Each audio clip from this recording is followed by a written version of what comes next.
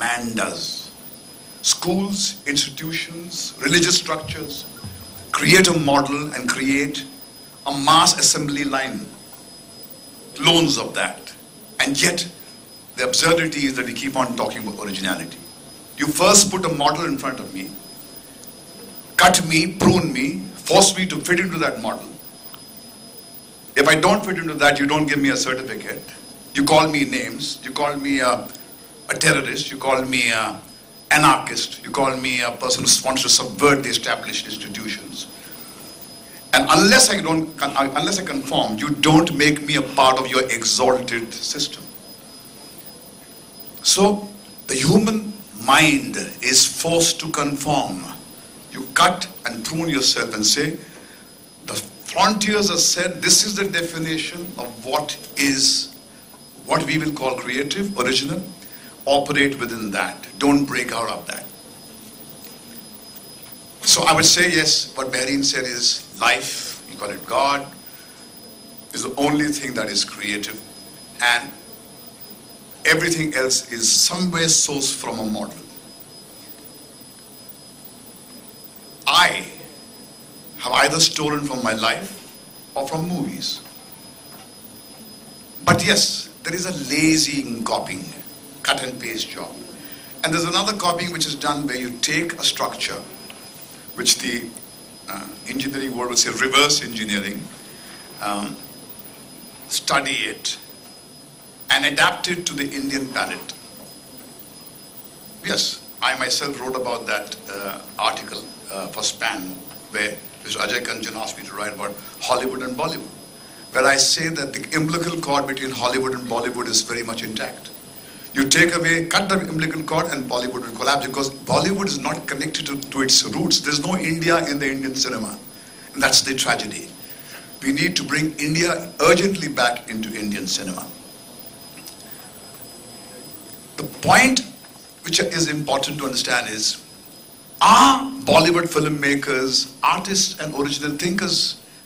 I don't think they ever claim that. The external world plants a label on them and then they pretend to be original thinkers and they get into this charade of hiding their sauce. They used to get away from it once, but in this age of communication revolution, there are bright kids like you who can catch me stealing. So now, how do I steal without getting caught is my game.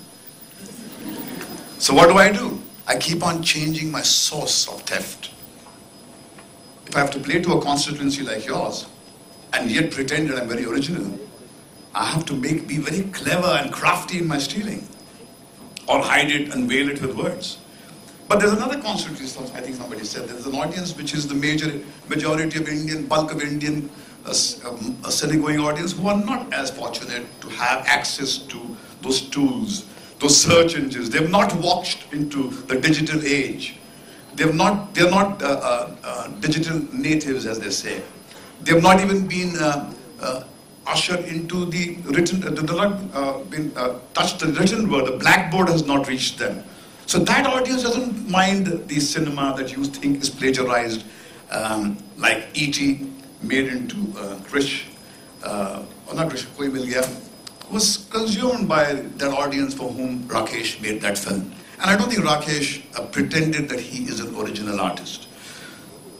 So there are two kinds of filmmakers there. One who want to believe that they are original. They expose themselves to world cinema, not Hollywood cinema. They would see the work of Japanese filmmakers, Korean filmmakers. In our days when we were starting our journey, people either, there was a phrase that half the world tried to imitate Hollywood cinema, half the world tried not to imitate Hollywood cinema, because that was the reference point.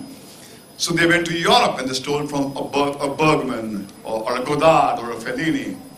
So your references were there. The NFDC was created.